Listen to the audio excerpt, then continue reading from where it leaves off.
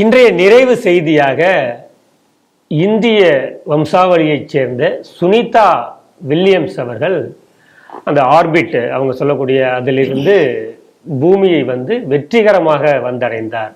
அதற்கு பாரத பிரதமர் அவர்கள் இதயபூர்வமான ஒரு வாழ்த்தை தெரிவிச்சிருக்காங்க. 140 கோடி மக்களின் சார்பாகவும் ஒரு வாழ்த்தை தெரிவிச்சிருக்காங்க. சார், செய்தி எப்படி பார்க்குறீங்க? சார், ட்ரம்ப் நிர்வாகத்துக்கு நம்மளுடைய பாராட்டுக்களை தெரிவிக்க வேண்டும். ஏன்னா ட்ரம்ப் நிர்வாகம் வந்த பிறகுதான் அந்த ஸ்டாண்டர்டாக இருந்த அவர்களை அங்கேருந்து அந்த ஸ்பேஸ்லேருந்து இங்கே கூட்டு வரத்துக்கான முயற்சியை துரிதப்படுத்தினார்கள்.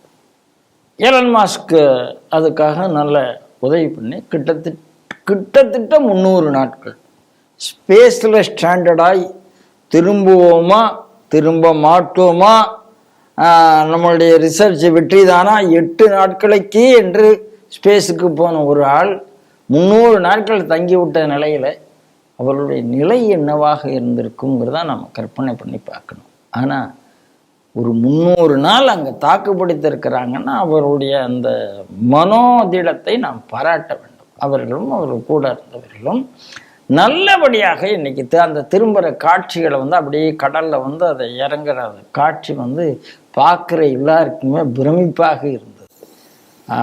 ஆனால் இந்த சுனிதா வில்லியம் ஏற்கனவே ஸ்பேஸுக்கு போன கல்பனா சாவ்லா கதை நமக்கு தெரியும். ஆனால் அவர்களால் வெற்றி பெற முடியவில்லை. இந்தியாவிலோ பெரிய வீராங்கனை. இன்னைக்கு இவங்க நாசாவினுடைய அஸ்ட்ரோனட்டாக இருந்தாலும் கூட, ஏன்னா இன்னைக்கு நாசாவில் இருக்கிற பாதி சயின்டிஸ்ட் இந்தியன் சயின்டிஸ்ட், உலகம் முழுக்க இருக்கிற முக்கியமான டாக்டர்ஸில் யூஎஸ்ல யூகேல இந்தியன் டாக்டர்ஸ், அதெல்லாம் அவங்க போய் சாதனை படுத்தி கொண்டு இருக்கிறார்கள். Even though she belongs to US, இந்திய வம்சாவளி, அதாவது யூஎஸ்னுடைய நாசாவுடைய ஆஸ்ட்ரோனட்டாக இருந்தாலும் இந்திய வம்சாவளி, அதுவும் குஜராத்தை சேர்ந்தவர். ஆகையினால ஏற்கனவே குஜராத்தில் இருக்கும்போது 2007 சிஎம்மாக இருக்கும்போது மோடி சுனிதா வில்லியம்ஸுக்கு பாராட்டு தெரிவித்திருக்கிறார். அந்த புகைப்படங்கள் எல்லாம் வெளியாயிருக்கு, விருது கொடுத்திருக்கிறார்கள். ஆகையினால அவர்களுக்கும் மோடி அரசுக்கும் சுனிதா வில்லியம்ஸு என்ற ஒரு நாசா விஞ்ஞானிக்குமான உறவு இன்று நேற்று இல்லை அப்படிங்கிறத நீங்கள் புரிந்து கொள்ள வேண்டும். ஆகையினால ஸ்பேஸில் ஸ்டாண்டர்ட் ஆன உடனே எல்லாருக்கும் இருந்த வருத்தம் நமக்கு இருந்தது.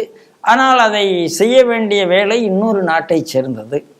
அந்த இன்னொரு நாடு என்ன முயற்சி எடுத்தார்கள் என்பது ஒரு கேள்விக்குறியாக இருந்தது.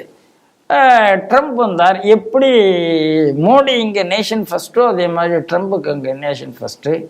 ஒவ்வொரு மோடி எங்கெங்கே ஸ்டாண்டர்டாக இருக்கிற வெளிநாட்டில் ஒவ்வொரு ஆளையும் பத்திரமா கூப்பிட்டுட்டு வரோரோ அப்படி ட்ரம்ப் ஸ்பேஸில் இருக்கிற ஆளை கூப்பிட்டுட்டு வரணுங்கிறதுக்காக முயற்சி எடுத்தார். வெற்றிகரமாக வந்திருக்காங்க. வரப்போகிறாங்கன்னு தெரிஞ்ச உடனே இந்தியாவுக்கு ஒரு மகிழ்ச்சி வந்தது. மோடி சொல்கிற மாதிரி 140 கோடி மக்களும், ஏன்னா அது வந்த உடனே ஒரு பரபரப்பு, எப்படி என்ன எப்படி இறங்குவார்கள், பரபரப்பு வந்துடுவாங்களா, வந்த உடனே எப்படி வெளியில் வருவார்கள், யார் உள்ளே போய் பார்க்கணும், என்ன இருக்குது, இது எல்லா பரபரப்பு இருந்தது. நல்ல வேளை எல்லாமே லைவாக காட்சிப்படுத்தப்பட்டது. அதனால் மோடியினுடைய அந்த வாழ்த்து என்பது மனப்பூர்வமான வாழ்த்து. ஏன்னா ஒட்டுமொத்த அவர் மட்டும் இல்லை, இந்தியன் சயின்டிஸ்ட் எல்லாம் இதை எதிர்பார்த்து கொண்டிருந்தார்கள். ஏன்னா இன்னைக்கு இந்தியா சயின்ஸில் தன்னை நிரூபித்து கொண்டு இருக்கிறது. அப்படி இருக்கும்போது இது விஞ்ஞான உலகத்துக்கு கிடைத்த வெற்றி என்பதில் நமக்கு மாற்று கருத்து கிடையாது. ஆனால் விஞ்ஞான உலகத்துக்கு கிடைத்த வெற்றி யாரால் அப்படின்னு கேட்டால் இன்றைக்கு யூஎஸ்ல வந்திருக்கிற அரசாங்கத்தால், எலன் மாஸ்க் இருக்காங்க. அதை நாம் பாராட்டணும். நமக்கு நட்பின் அடிப்படையில் நிறைய நல்ல விஷயங்கள் நடக்கிறது. இன்னைக்கு சுனிதா வில்லியம் திரும்பி வந்திருக்கிறார். இந்தியாவே சந்தோஷப்படுகிறது, மெச்சுகிறது.